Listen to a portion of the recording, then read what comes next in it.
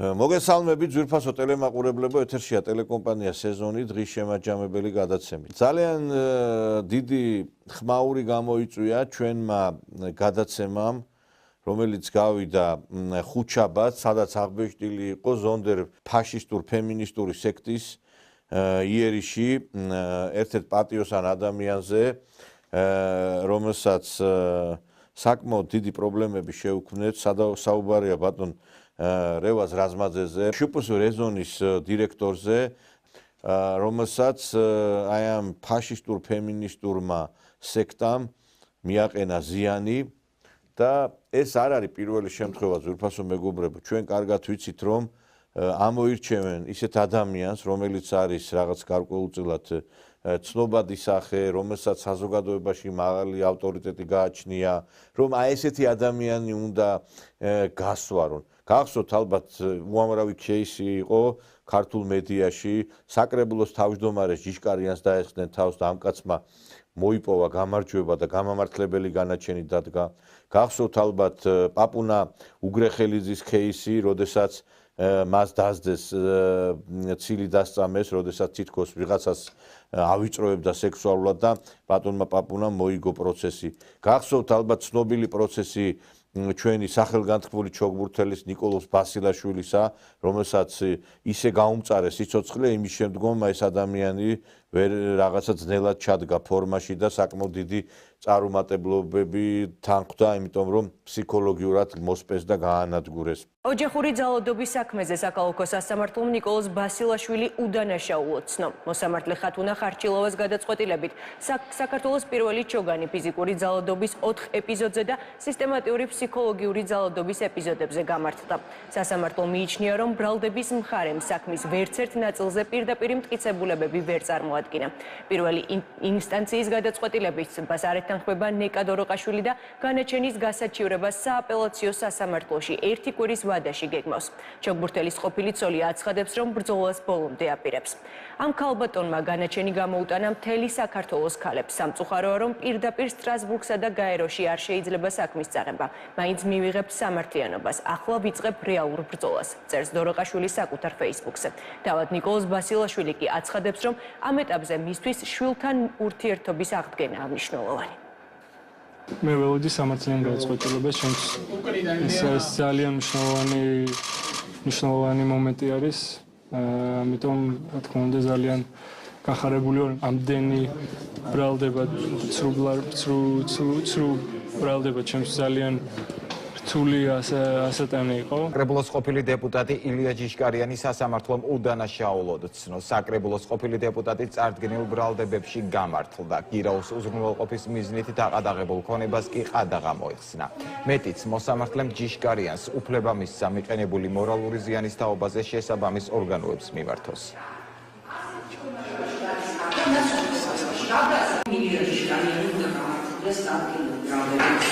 გაუქმეს მისმენ გაჩერებული აპოლიონის გაგიბრაო, ყადაღამოს და სიმქონებას, რომელსაც ადაღამოს გირაოს უზრუნველყოფის მიზნით, რაც შეეხება მითითებები, მითითებები რაც არის საქმეზე დარჩენილი, ყველაფერი დაუბრუნდეს თავის რეგლამენტს, ხოლო ბაზალური დისკები, რაზეც ჩაწერილია გარკვეული მითითებები, რა თქმა უნდა, დაერქვა საქმის მისის შეგამოსვალი, ილიის განის დაიმარხოს, რომ მას უფლება აქვს მიყენებული მორალური ზიანის თაობაზე მიმართოს შესაბამის ორგანოებს. ეს გადაწყვეტილება ძალაშენის გამოცხადებისთანავე გასაჩივრება შესაძლებელია დღეიდან 1 თვის ვადაში. სასამართლომ დააკმაყოფილა ჩემი სასარჩელო მოთხოვნა და დაადგინა, რომ ჩემი საჯარო რეესტრის თავმჯდომარეობის დროს არ ქონია ძალადობასა და სექსუალურ შევიწროებას ადგილი.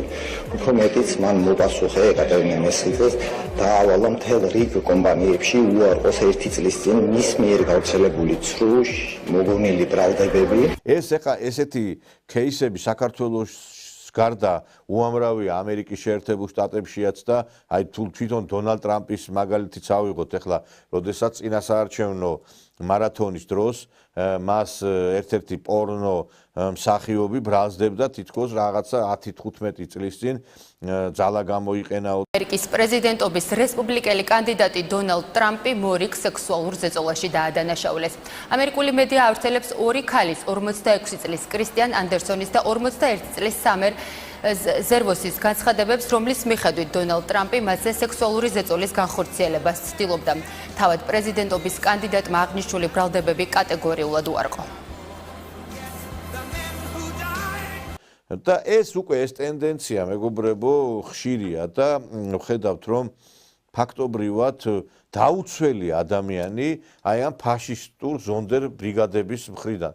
და ამას თვითონ აცხადებენ, რომ ღიად თავს დაესხმებიან ყველას. სხვადასხვა განმასხვავებელ ნიშან-თვისებებს არ უნდა ქონდეს მნიშვნელობა ჩემი აზრით. ჩემ კუთხე ყველას არ უშვებ. არ უშვებ ძალიან ხშირ შემთხვევაში ესენი არიან ქართველი მამაკაცები, რომლებიც არიან აგრესიულები, ნასვამები, არიან კონფლიქტურები, არიან ჰომოფობები, არიან ქსენოფობები და მათი ადგილი ჩემ კლუბში არ არის. ჩემი კლუბი არის დაცლილი თავიდან ბოლომდე ყველანაირი ესეთი მსგავსი ადამიანებისგან, თუმცა უცხოელები ძალიან მარტივად შემოდიან. საქალაქო სასამართლოს მოსამართლე გამოვიდა არეშიძე და ილაპარაკა იმის შესახებ, რომ როგორი დამოკიდებულება ექნება მას იმ ადამიანების მიმართ, ვინც აი ზუსტად ამ საქმეებში ფიგურირებენ. ძირითადად მოძალადე მამაკაცები არიან მშიშარა ადამიანები და საკუთარი ძალის დემონსტრირება სწორედ იმ შედარებით სუსტ ადამიანთან ახდენენ და ამით არ ვიცი ალბათ თვითკმაყოფილებასაც განიცდიან და შეიძლება კიდევ ვიღაცას უმტკიცებენ ამით, რომ არც ისე სუსტები არიან და რეალურად ასეთ ადამიანებს ძალიან ეშინიათ ციხეში მარტივ ტერმინს ვიხმარ ხო სასჯელ აღსრულების დახურულ დაწესებულებაში მოხვედრა. აქედან გამომდინარე ერთგვარი პრევენცია შეიძლება იყოს ისიც, რომ არასაპატიმრო სასჯელი ან არასაპატიმრო აღკვეთის ღონისძიება, არამედ სწორედ საპატიმრო აღკვეთის ღონისძიება და თავისუფლების აღკვეთა იყოს უფრო ეფექტური, რომ მან თუნდაც იმის შიშით, რომ ისევ არ მოხვდეს დახურულ სასჯელ აღსრულების დაწესებულებაში, არ ჩაიდინოს კვლავ მსგავსი დანაშაული. სხვისთვისაც რომ იყოს ეს შემაკავებელი ფაქტორი. პრევენცია ზუსტად ამასაც გულისხმობს, რომ სხვაც ხედავს ამას, რა შედეგი მოყვება ასეთი ტიპის ქმედებას და თუნდაც ამის შიშით შეიძლება მსგავსი არ გაიმეოროს. ეხლა, როდესაც მოსამართლე ამას იძახის, საერთოდ რაზე არის საუბარი? წინასწარ რო უკვე მოსამართლეს აქვს ჩამოყალიბებული პოზიცია მამაკაცების მიმართ, რომ ისინი უნდა დაისაჯონ, ჩვენ რაღაცზე უნდა ვილაპარაკოთ. დღეს ბევრი რამე შეიცვალა, კარგად მოგეხსენებათ, ამერიკიდან იკვებებიან ეს ზონდერ ფაშისტურ ფემინისტური სექტის წარმომადგენლები და თქვენ გახსოვთ ალბათ, რომ რა დაფინანსებები მოდიოდა ამერიკიდან, რომ მაგალითად ვირცხებიდან ტრანსგენდერები უნდა გამოეყვანათ, რომ მაგალითად ტრანსგენდერების ოპერა უნდა დაფინანსებულიყო, წინდა წვეთაში იყო ფული გამოყოფილი ამ LGBT თემთან დაკავშირებით და ყველაფერ ამას დაფინანსება შეუწყდა ამერიკის შეერთებული შტატების პრეზიდენტის მხრიდან. და ეხლა უკვე ჩვენ ვფიქრობთ, რომ რაღაცნაირად ამ კუთხითაც უნდა შეიცვალოს სიტუაცია და აი ამ მიმართულებითაც უნდა რაღაცნაირად გადაწყდეს ბევრი რამ სასიკეთოდ. არ შეიძლება, მეგობრებო, რომ ჩვენ ადამიანები გავწიროთ. არ შეიძლება, რომ სახელმწიფოსგან დაუცველი იყოს ადამიანი იმის გამო, რომ რომელიღაცა ქალბატონმა მოინდომა სიტყვაზე ადამიანის გაფუჭება. აგერ ბავშვის სათამაშოები რამდენია? ბავშვმა მხოლოდ მაშინაც რომ მეყიდა ეს სათამაშოები ახლები, რომლებიც უყიდა და იმის შემდეგ არც უნახია და ელოდა. შვილის მონატრება 8 თვეს ითვლის. 5 წლის მცირეწლოვანი მამამ ბოლოს ოქტომბერში ნახა. მიზეზი ყოფილ მეუღლეებს შორის დაწყებული დავაა. მამის მტკიცებით ყოფილი ცოლი შვილის ნახვის უფლებას არ აძლევს. ახალგაზრდა მამაკაცი ამბობს, რომ მოზარდი დედის მხრიდან ფიზიკური და ფსიქოლოგიური ანგარიშწორების მსხვერპლია. არაერთი ცნობა მაქვს და არანაერთი დასკვნა მაქვს, რომელიც ავანყოფი ბავშვი ბაღში დადიოდა. არაერთი ცნობა სოციალური მუშაკებიდან დაწერილი, რომ ფილტვების ამხელებითაც კი ბავშვი დახავს ქუჩაში და რა ვიცი, უამრავი ცნობები მაქვს არა მარტო ჯანმრთელობაზე. არაერთხელ ბავშვს გაუმახვილებია ყურადღება, რომ დედამ ხელი კრა მაგალითად შუბლი დაარტყა. მანახა კიდეს ოპერაცია ქონა გაკეთებული, ეს გადახლეჭილი იყო. ჩემი ყველანაირი ინტერესი ბავშვის აღზრდაზე, ბავშვის ზრუნვაზე, ეს არის უგულებელ ყოფილი. არანაირად არ მაძლევენ იმის უფლებას და საშუალებას, რომ მე ბავშვზე ვიზრუნო. აი ამაზეა მე 5 წელიწადია ვბრძოლობ. მეუღლეებს შორის დავა ახლა სააპელაციო სასამართლოში მიმდინარეობს. მეორე ინსტანციის სასამართლოს მცირეწლოვნის მამა მას შემდეგ მიმართა, რაც პირველმა ინსტანციამ ბავშვის საცხოვრებელ ადგილად დედის სახლი განსაზღვრა. მამა ამბობს, რომ დედა ბავშვით მანიპულირებს და მტკიცებულებებად ეს შეტყობინებები მოჰყავს. ბავშვს 4-ზე მოვალ და წავიყვან. ბავშვს ძინავს.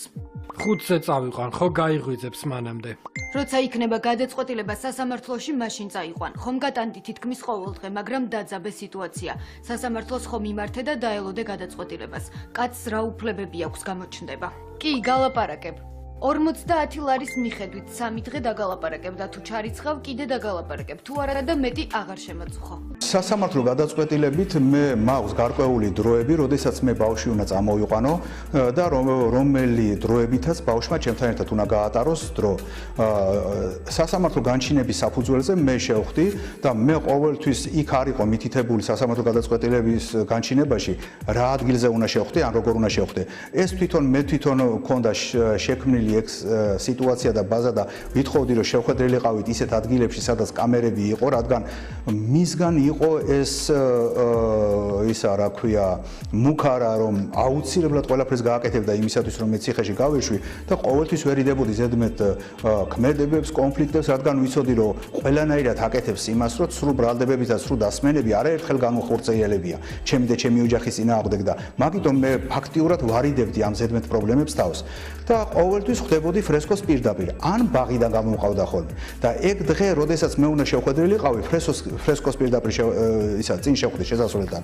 მაგ პერიოდში ჩვეულებრივად არანაირი ის მხოლოდ და მხოლოდ ბავშვი მივხვდი, რომ ფსიქოლოგიური ზეწოლის ქვეშ იყო ბავშვი, რომელთაც მე უნდა წავსულიყავი და წავედი იმის შემდეგ ფრესკოს, რაც შევხვდი, იმის შემდეგ წავედი სოციალურ სამსახურში, რადგან მომეთხოვა მათგან დახმარება, რომ ბავშვი კიდე არ გამომყვა, არა და 2 დღის წინ, 2 კვირით მე ბავშვი სურამში მყვა და წაყვანილი დასასვენებლად.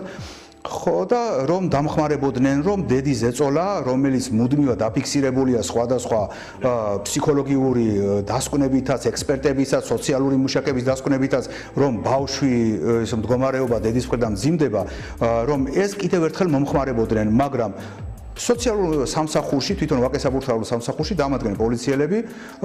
ნუ იქიდან წამომიყვანეს ჩვეულებრივად ვითომ და მე ჩვეულებრივ გამოდიოდი იქ სოციალურ სამსახურში ვიყავი, ვისაუბრე, ვილაპარაკე და მოვითხოვე, შევიტანე განცხადება, გამოდივარ და კარებთან შემხვდნენ და მე ჩვეულებრივი საუბრით მთხოვეს, რომ წამოსულიყავი, რადგან გასაუბრება უნდა და ჩემთან. და ჩემივე მანქანაში დავჭექი, არანაირი პრობლემა არ ყოფილა, ჩემი მანქანით, ჩემივე ფეხით პოლიციელი ერთი გვერდზე მეჯდა, მივედი მუხიანის პოლიციაში, სადაც გამიმარტეს მე რომ მithum დაპატიმრებული ვიყავი. და დამიჭირეს და რო კითხე რის საფუძველზე, მითხრეს რომ შენ ხელი დაგირტყია და ამიტომ ტკივილი განიცადა ადამიანმა და ამაზე უნდა დაგიჭიროთ.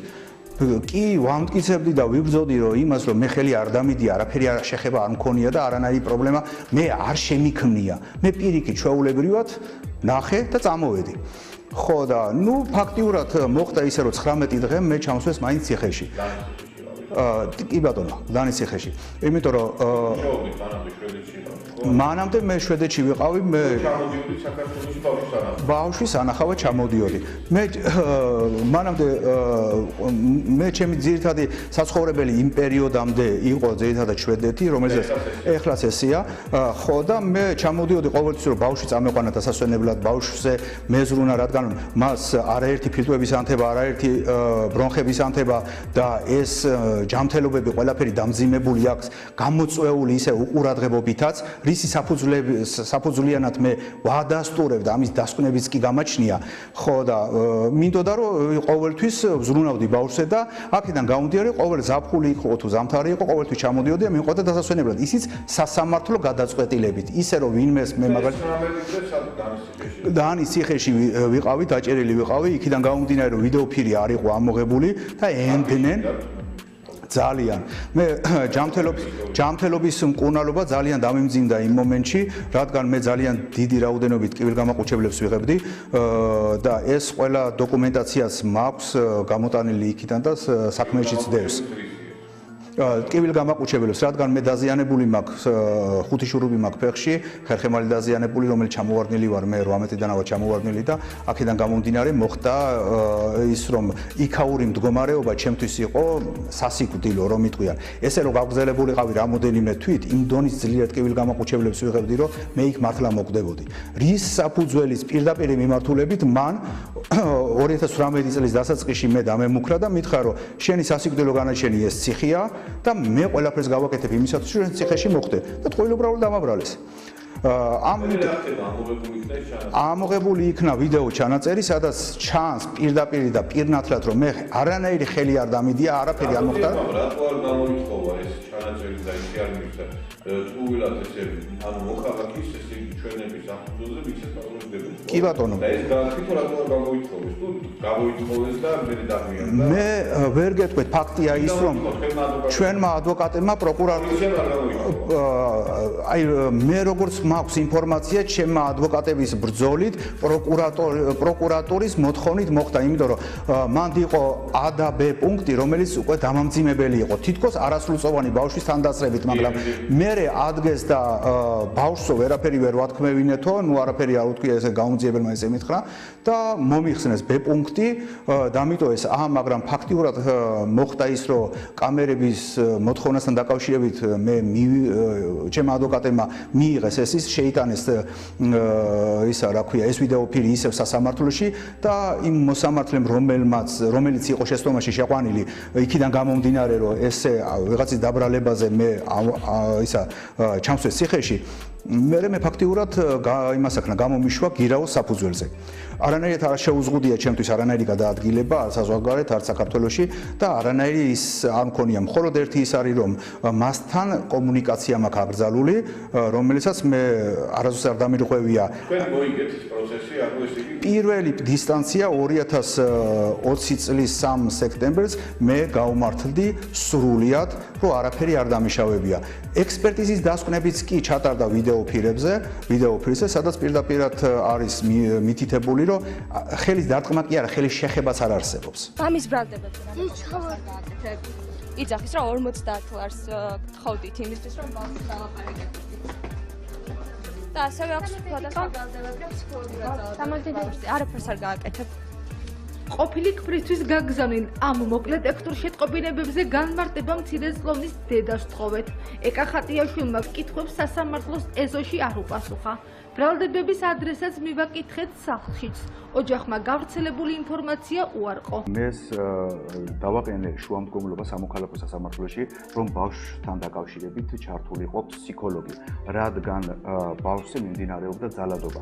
არა მარტო ისი ჯანმრთელობის უგულებელყოფა, არამედ ისიც, რომ ბავშვი იყო ფსიქოლოგიური და ფიზიკური ძალადობის მსხვერპლი, რასაც მე ვარაუდით ვამბობდი და ვთხოვდი ამისი ოფიციალური დოკუმენტაციის მოპოვებას ფსიქოლოგის დახმარებით. სასამართლომ დააკმაყოფილა ჩვენი მოთხოვნა, ჩართეს ფსიქოლოგი, სადაც პირდაპირ მიმართულებით მე აგერ მაქვს დოკუმენტაცია, სადაც პირდაპირ მიმართულებით წერია, რომ დედა არის დედა ძალადობს ბავშვზე. აი ერთ-ერთ მონაკვეთს მე ვიტყვი ასეთს, რომელიც ფსიქოლოგის დასკვნაში არის აღწერილი, რომ ბავშვი, როდესაც ჩასველებულია და ტირის იმის მაგვირად, რომ დედა დაეხმაროს, მას ვიდეოებს უყურებს და ამ ტირალა ბავშვის ვიდეოებს ავრცელებს და ანახებს სხვადასხვა ადამიანებს. მე ვერ ვიტყვი რა მიზანი ქონდა ამის გაკეთებას და ვერაფერს ვერ გავამახვილე, უბრალოდ ფაქტია, რომ ეს ხდება. ასევე დედა ვერ იაზრებს, რომ აუცილებელია მამაშვილის ურთიერთობის აუცილებლობას წარმოადგენს. ამასაც ვერ იაზრებს. არაერთი დასკვნები არსებობს ჯანმრთელობის, რომ დედა სიცხიანი ბავშვი დაღავს ბაღში, დაღავს სოციალური მოსახლეობთან, თვითოების ანთებიანი ექიმთან არ მეუყვანი, ისე დაღავს ქუჩაში. ეს ყველაფერი დამტკიცებულია და ამაზე ბრძოლას მე გადავყევი, რომ ჩემი შვილი არ დაღუპულიყო და არ მომკვდარიყო, უკვე 5 წელიწადია. ასევე ჩემს მიმართ აღძრეს სისხლის სამართლის საქმე 2018 წელს, როგორც მოგახსენეთ, მაგრამ სრულიად გავმართდი. დღესდღეობით კიდევ არის მისი უკანონო და არასწორი ბრალდებები, რის საფუძველზეც მას მხარს უჭერენ სოციალური სამსახურის თანამშრომლები და სოციალური იურისტები, რომლებიც ფაქტიურად ანხორციელებენ ჩემზე, რომ ვთქვათ ესე, ხელს უწყობენ დედას ჩემზე და ჩემი შვილის წინააღმდეგ, რომ ჩამოაგდონ ის დიდი დიამეტრი, რასაც ქვია, რომ ბავშვი 9 თვე არ მანახეს. შემიჩერეს უკანონოდ და უსაფუძვლოდ მე ბავშვთან ურთიერთობა, რომელიც 9 თვის მანძილზე მე ბავშვი არ მქონია. ეს არის ის დოკუმენტი, სადაც პირდაპირ მიმართულებით მიწერენ, რომ თითქოს ჩემზე არის აღზრული სისხლის სამართლის საქმე ბავშვის გახსნილობასთან დაკავშირებით. არა და პირდაპირ მიმართულებით არის დადასტურებული სოციალური მუშაკისაგან, რომ დედა ვერ იაზრებს, რაოდენ მატრამირებელია ბავშვისთვის სექსუალური ხასიათის ფოტოების შენახვა იმ ტელეფონში, რაზეც ბავშვს რეგულარულად მიუწვდება ხელი. ეს თვითონ სოციალური მუშაკი წერს იმას, თუ რა დონის გახსნილობას ჩადის დედა და მუდმივად რეგულირულად აკეთებს იმას, რომ ბავშვს იმ ტელეფონში სადაც მიუწვდება მუდმივად ყოველდღიურად ხელი, დედა იმ ტელეფონში ასეთ ბინძურ ფოტოებს ინახავს და მის გახსნილებაში ხელს უწყობს. ეს არის მუდმივად, რეგულარულად ხდება ეს ყველაფერი. დედა არამც თუ არ ხდება და არ კვეთავს ამ ყველაფერს, არამედ ვერ იაზრებს, ეს მუდმივად მიდის. რასაც ქვია სისხლის სამართლის საქმე, რომელიც მე გამიმახვილეს ყურადღება შენზე აღზრულიაო, ამ საკითხთან დაკავშირებითაც დავამტკიცე ის, რომ ჩემზე არაფერი საქმე არ არის აღზრული, არამედ თვითონ დედაზე არის აღზრული ფსიქოლოგიური ზეწოლისა და ძალადობის გამო, რომელიც თვითონ სასამართლომ მიმართა პოლიციას ამნაირი საქციელების გამო, ამ დასკვნების საფუძველზე, რომელიც ფსიქოლოგის დასკვნაში წერია, სოციალური მუშაკის დასკვნაში წერია, იმის რა ქვია, ჯანმრთელობით ცნობები ამოყვანილი სულ ყველაფერი, სადაც დედა პირდაპირ მიმართულებით ძალადობს ბავშვზე და გლდანი ნაძალადების განყოფილებამ აღზრა დედაზე 126 პუნქტით ესა რა ქვია, სისხლის სამართლის საქმე, რომელიც პირდაპირ მიმართულებით ზუსტად ის ნომერი წერია, რომელი ნომრის საფუძველზეც მე შემიჩერეთ. მე კითხვა დაუსვი ასევე სოციალურ სამსახურს, რომ რის საფუძველზე შემიჩერეთ, ეს ხომ არის დედაზე აღზრული, რომელიც თუ თქვენ შეჩერება გინდათ, რატომ არ შეუჩერეთ დედას და რატო შეუმჩერეთ მე? პასუხი ასეთი იყო, რომ მისი ზემდგომი ორგანოები, რომლებიც არიან კრიზისული ცენტრი, მას ჩემ ყოფილი ცოლს ყველანაირად ფარველობენ და ის სოციალური სამსახური არის კრიზისული ცენტრის დაქვემდებარების ქვეშ, რადგან ისინი ყველანაირად მის ბრძანებებს ასრულებენ და ყველაფერს გააკეთებენ იმისათვის, რომ მათი ბრძანება ხუთიანზე შეასრულონ. ეს გამოდის ის, რომ პირდაპირ მიმართულებით სოციალური სამსახურის კონკრეტულად სამსახური, რომელიც მთლიანად ამახვილებს ყურადღებას და არა ზოგიერთ პიროვნებებზე, რადგან რამოდენიმე ადამიანები სხვადასხვა პიროვნებები არიან ჩართულები ამ საქმეში და ამ кейსში, ხელს მიშლიან და ხელს უწყობენ დედას და განახორციელოს მუდმივად ისევ ბავშვზე ძალადობა, ასევე ჩემზე ძალადობაც და ამის საფუძველზე მე შემიჩერონ ბავშვთან ურთიერთობა და ხელი შეუწყონ დედას ბავშვის გახსნილებაში. ასევე მე მიმართე სამხარეულის ექსპერტს, ეს იყო იანვრის თვეში, რომ მე ეს დოკუმენტაციების ყველაფერი მივიტანე და უთხარი რა დონეზე ფსიქოლოგიური ზეწოლისა და ტანჯვის ქვეშა ვარ, არა მარტო პირდაპირად ჩემი ყოფილი ჩემი შვილის დედისაგან, არამედ ჩემი შვილის მხრიდანაც კი, რომელმაც პირდაპირ მიზიანებს ჩემ შვილს და იყენებს იმ იარაღად, რომ მე ყველანაირად გამინადგუროს ცხოვრება და გამანადგუროს. პირდაპირ მიმართულებით მე სამხარეულის ექსპერტმა ფსიქოლოგიური შემოწმება ჩამიტარა, რომელმაც პირდაპირ მიმართულებით შეაფასა ჩემი ფსიქოლოგიური მდგომარეობა და ასევე გამოკვეთა და დაწერა, რომ დედა პირდაპირ მიმართულებით ბავშვის დედაზე მაქვს ლაპარაკი, ჩემი ყოფილი მეუღლეზე, ანხორციელებს ჩემზე ფსიქოლოგიურ ზეწოლას და მორალურ ზეწოლას და მე განვიცადებ ფსიქოლოგიური ტანჯვა. ამის დოკუმენტაციაც აქ მაქვს, რომელიც მე ყველანაირად წარვადგინე ყველა ორგანოში და ასევე სისხლის სამართლის საქმე არის ამ დოკუმენტაციასთან დაკავშირებით კიდე აღზრული, რომელიც არის დიდ დიღომში განყოფილებაში აღზრული. მე დღემდე პირდაპირ მიმართულებით ბრძოლობდა მხოლოდ ერთს ვამბობ იმას, რომ მე ჩემი შვილის კარგად ყოფნა, ჯანმრთელობა და გადარჩენა მინდა, რომელიც არანაირად არ მიწყობენ არანაირად ხელს, არა მარტო მე, არამედ ჩემი შვილსაც და მოძალადე ქალისაგან, რომელიც არის დედა, რომელიც ვერ იაზრებს მამისა და შვილის გინდა ურთიერთობას, გინდა შვილის აღზრდაც კი. ასევე საინტერესო кейსები მქონდა გახსოვთ ალბათ ჩვენთანაც გადაცემაში ქალთა ფეხბურთში მაგალითად ქალი ფეხბურთელები ძებდნენ მწვრთნელის ბრალს რომ ჩვენო სექსუალურ ვარჯიშებს გვაკეთებინებსო და ამის გამო ასევე პრობლემები შეუქმნეს ქალთა ფეხბურთში დასაქმებულ წვდებს. ესეთი საქმეები არის ძირითადად ტელევიზორში, როდესაც ცნობადი სახეები გვაქვს და 80% დღეს ციხეებში სწორედ აი ამ ქალთა მიმართ ძალადობის მუხლებით არის გასამართლებული და მე არ ვიძახი რომ ყველა ანგელოზია, მაგრამ ციხეში არსებული პატიმრების დიდი ნაწილი უკანონოდ იხდის სასჯელს და უკანონო პატიმრები არიან ამ საქმეებიდან გამომდინარე და მე ვფიქრობ რომ აი ამ სიტუაციაში, როდესაც ჩვენ ვხედავთ რომ პრობლემები არის სერიოზული, გარკვეულწილად უნდა შეიცვალოს დამოკიდებულება და სხვაგვარად უნდა წარიმართოს პოლიტიკა, იმიტომ რომ არ შეიძლება რომ ჩვენ ვხედავდეთ მუდმივად აი ესეთ სიტუაციას, როდესაც ქალები ჩაგრავენ კაცებს თავიანთი პოლიტიკით. ჩვენ აი რო ვთქვით რომ ხმაური გამოიწვია ჩვენმა გადაცემამ თქო, ეს გადაცემა ეხებოდა ერთ-ერთ ბიზნესმენს, როგორც გითხარით, შპს რეზონის ხელმძღვანელს ბატონ რევაზ რაზმაძეს 67 წლის კაცი პასუხისგებაში მისცეს იმის გამო, რომ ქალბატონმა, რომელიც დასაქმებული ყავდა მას ოფისში, მოუწყო ობსტრუქცია, კამერით შევარდა და ბატონმა რეზომ იქ ვინაიდან სახელმწიფო საიდუმლოების შემცველი დოკუმენტები იბეჭდებოდა, ცდილობდა რომ არ გადაეღო ეს კამერით ამას ეს დოკუმენტაცია და ამიტომ ადგა და კამერის, ანუ ტელეფონის წართმევად სადარო გადაღება შეეწყვეტა. არც ფიზიკური ძალაუხმარია, არც შეურაცხყოფა მიუყენებია, ეს ქალბატონი წაიქცა.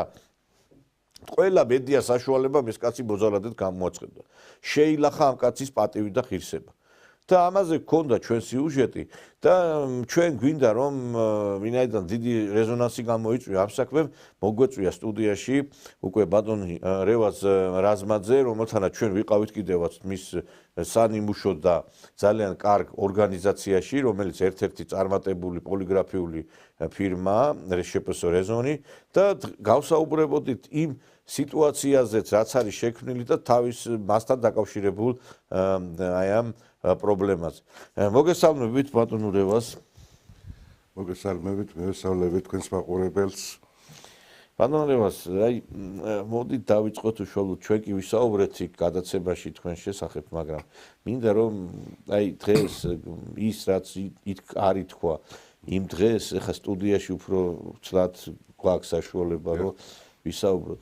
აი ეს პრობლემა თვითონ თქვენ რაც შეგემთხვათ. იცით რა არის ფაქტობრივად თქვენ არ ახართ პირველი და უკანასკნელი ვინც აი ეს პრობლემის ქვეშ აღმოჩნდა. აი რა მოკლედ რომ მოგვიყვეთ აი თვითონ ამ პრობლემის შესახებ, საიდან წამოვიდა და როგორ მოხდა ეს რომ აი ესე დავიდარებაში გაეხვიდეთ. ეს თანამშრომელი ჩვენთან მუშაობდა 2 წელნახევარი, 3 წელი გვანცა ქველაძე, ხო? გვანცა ქველაძე, რა თქმა უნდა.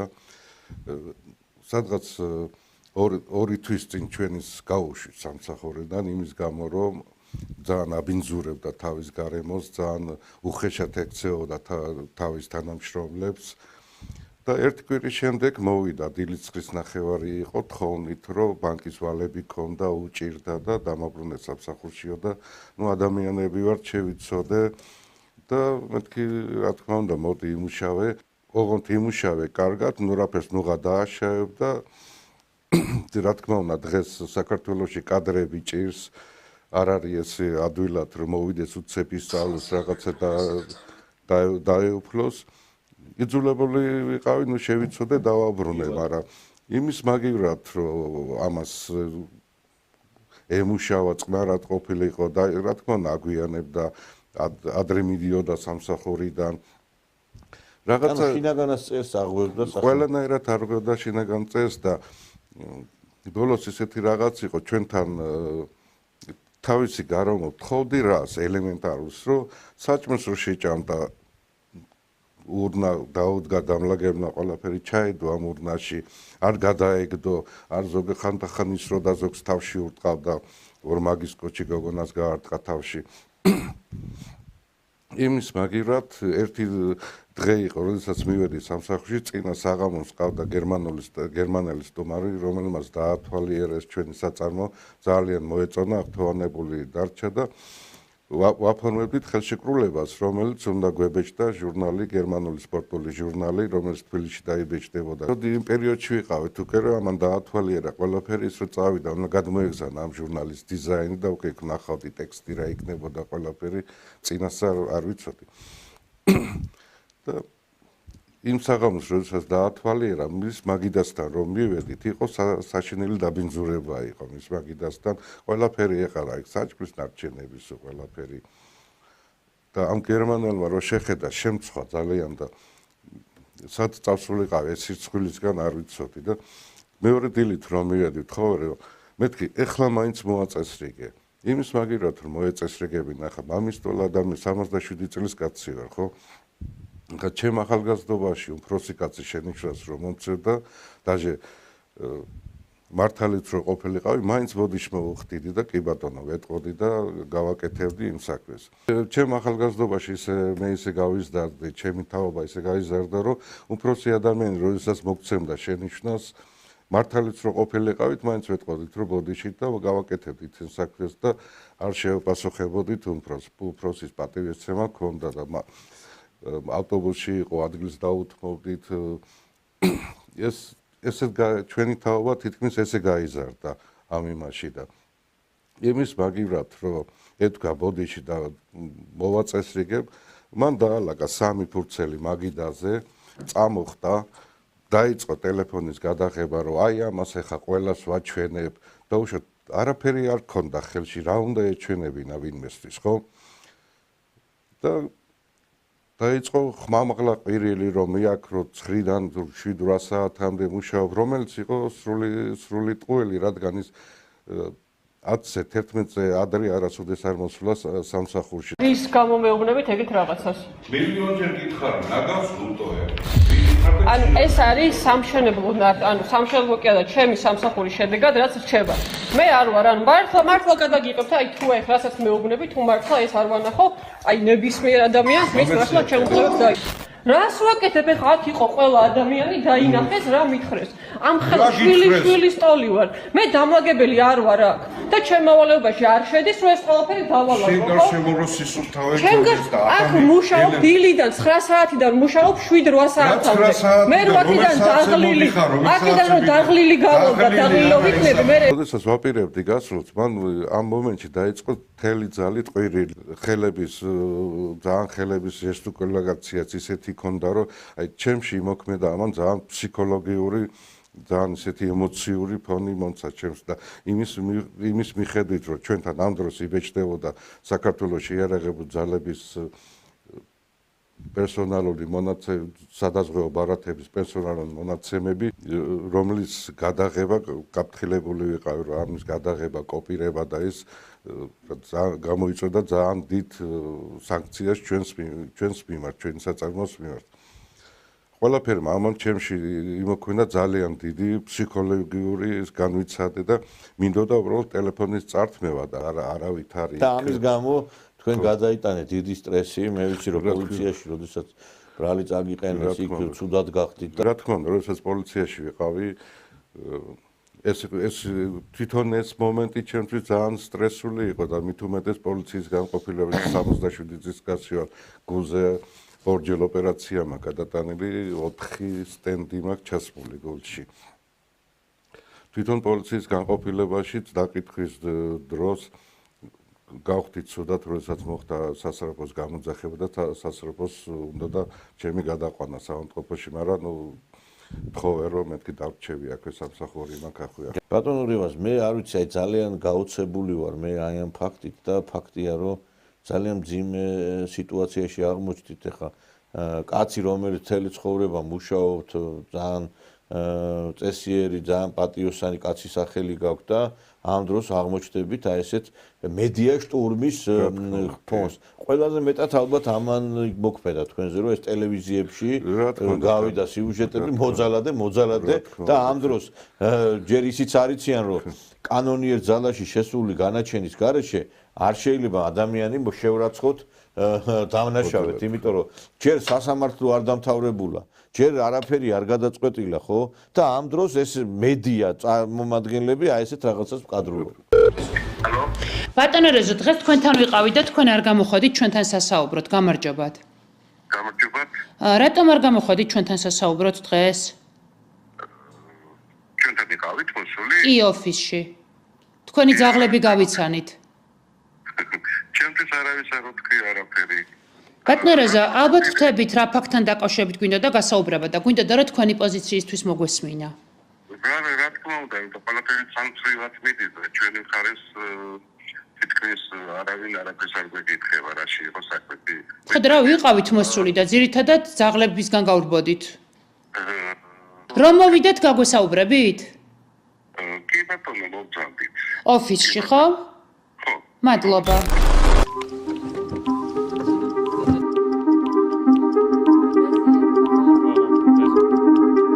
ბატონო რეზო.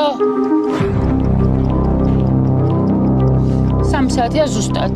როგორც დაგვიბარა ისე მოვედით. გამარჯობათ. ბატონმა რეზომ დაგვიბარა 3 საათზე. თუ შეიძლება.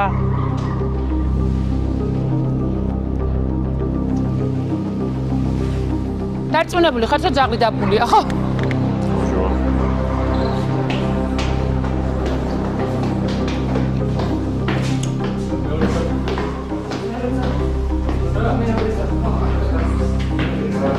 აქ თუ კიდევ ზემოთ.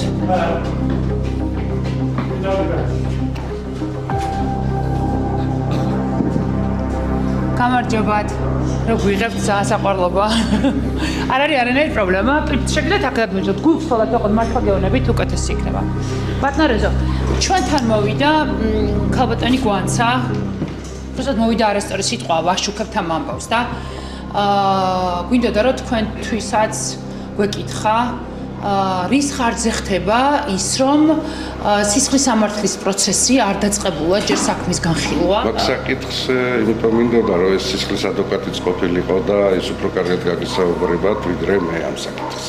ხო, მაგრამ თქვენ როგორ გონიათ?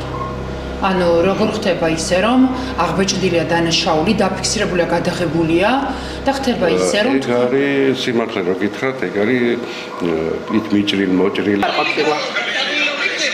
ტელეფონის წაფევა მინდოდა მხოლოდ. არა, ეს არის დარტყმა, ეს რა არის? ეს რა არის, ბატონო რეზო? არ არის დარტყმა. ეს რა არის? ძირს აგდებთ ქალბატონს და ის ვარდება პალეთ წამოკრა ფეხით. ანუ თქვენ მანამდე მისთვის ხელი არ გაგიწიათ? 77 წლის ვარ დღეს დღეობის 25 წელია ეს ფირმა მაქვს. ყველა ჩემ თანამშრომელს მამაშვილი ვარ თანყვები, ორი თანამშრომელი სიკვდილს გადავარჩინე.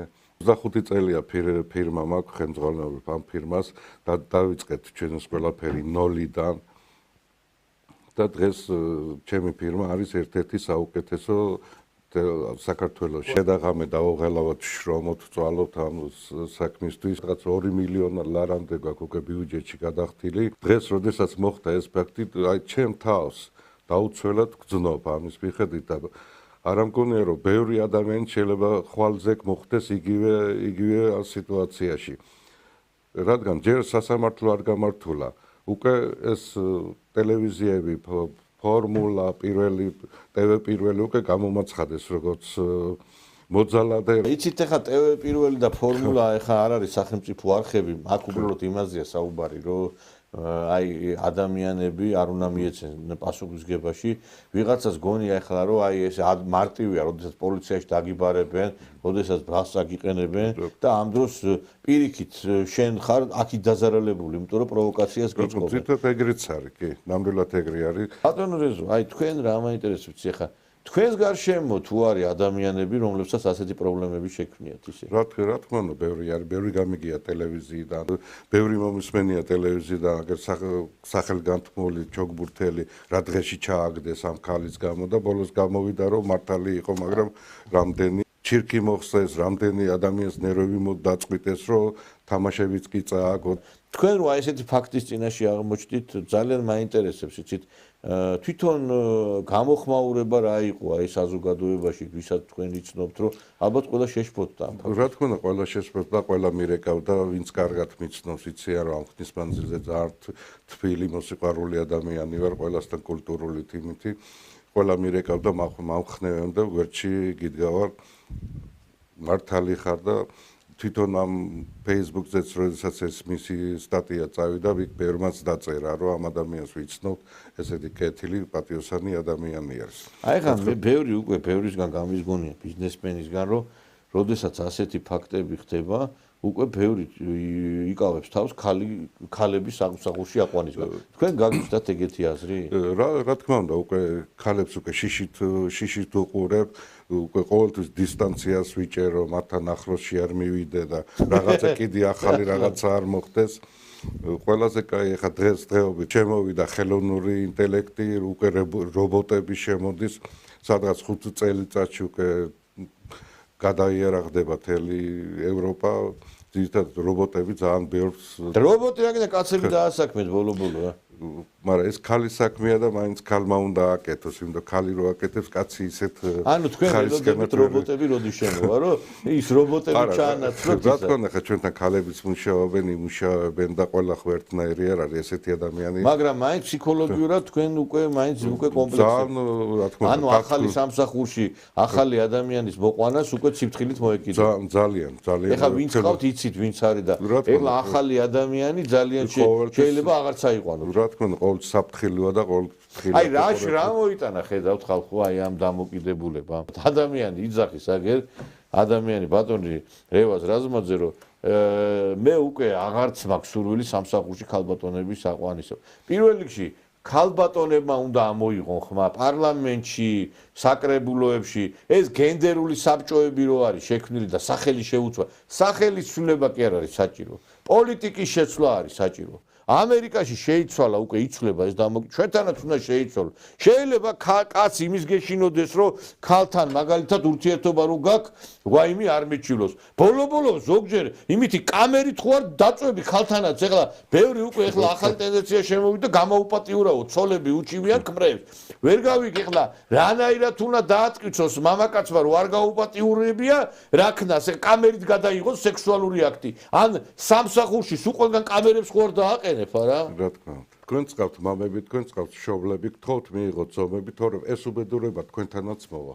გასაგებია, დიდი მადლობა ბატონო რეზო, დიდი მადლობა. მე მესმის თქვენი გულის ტკივილის და აი ხა ბატონო რეზო ძალიან ხელავს აი ამ ფაქტთან დაკავშირებით ჩვენ გვინდოდა უფრო ვრცელი საუბარიც ქონოდა, მაგრამ იმდენად აღეულდა ეს კაცი, რომ აღარ მინდა უბრალოდ მასთან ეს ინტერვიუ გავაგრძელო, იმიტომ რომ დაიტანჯება ეს ადამიანი აი ამ პრობლემებზე საუბარს და იცით არის, მე გეთანხმები თქვენ რა რასაც თქვენ იძახით, აი სწორი აქცენტი გააკეთეთ.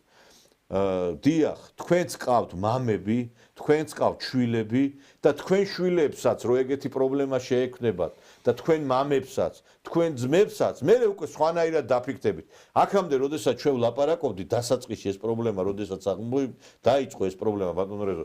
აი, სასაცილო იყო. კაცებს ქალები ჩაგრავენ კაცებს და დაგვრცინოდნენ. მაგრამ ეხლა აღარ არის სასაცილო, როდესაც 80% ციხეში ზის სულტად ქალთა ძალადობაზე. მიიღეთ ამაზე ზომები და ბოლო-ბოლო ტრამპი ხო არ უნდა ჩამოვიდეს და ტრამპმა ხო არ უნდა გადაგვიწყიტოს აქ საკითხი. ამერიკაში თუ შეიცვალა ყველაფერი, ამ საქართველოში რაღაცა ხო უნდა დაიძრას ამ მიმართულებით არა? მე არ ვიძახი, რომ ყველა ეხლა კაცი ანგელოზი არის და ყველა ქალი ტყუის, მაგრამ ძირითად შემთხვევებში რაც ხდება, თქვენც კარგად იცით მეგობრებო. ვფიქრობთ, რომ აი ამ საკითხებთან დაკავშირებით უნდა იქნეს აქცენტები გაკეთებული, თორე ხვალ და ზეგ მართლაც საქართველოში ისეთ თუ წავიდა სიტუაცია, რომ ესე დაუნდობლად მიეცა პასუხისგებაში ადამიანები უმტკიცებულებოდ, მაშინ გამოვა ის, რომ ქვეყანაში ზონდერ ფაშისტურ ფემინისტური სექტა დაამყარებს დიქტატს და აი არ ვიცი ესეთი ამ სიტუაციაში ოჯახებიც დაინგრევა, ქალთა და მამაკაც შორის რაღაცა ურთიერთობაც არ იქნება ისეთი როგორც უნდა იყოს და ესეთი რაც საქართველოში ხდება, სოფლიოში არც ერთ ქვეყანაში არ ხდება. რომ ქალი თუ იტყვის, არანაირ მტკიცებულება არ არის საჭირო პასუხისგებაში აძლევენ ადამიანს და ესე იგი კაცებს უნდა ეშინოდეს ქალების იმის გამო, რომ ხალმა რაღაცა შარი არ მოსდოს. ჩვენ თუ ვაშენებთ პიდარასტულ საქართველოს და ჩვენ თუ ვაშენებთ საქართველოს, სადაც გებმა უნდა დასცინონ ჰეტეროსექსუალებს, სადაც ლესბოსელებმა უნდა დასცინონ ნორმალურ ქალებს, მაშინ ესეთი საქართველო არავის არ ჭირდება ამ ქვეყანაზე და რაღაცა ზომების გატარებაა საჭირო. წინააღმდეგ შემთხვევაში ამ ქვეყანაში ცხოვრება, კი არა, სუნთქვაც კი შეუძლებელია.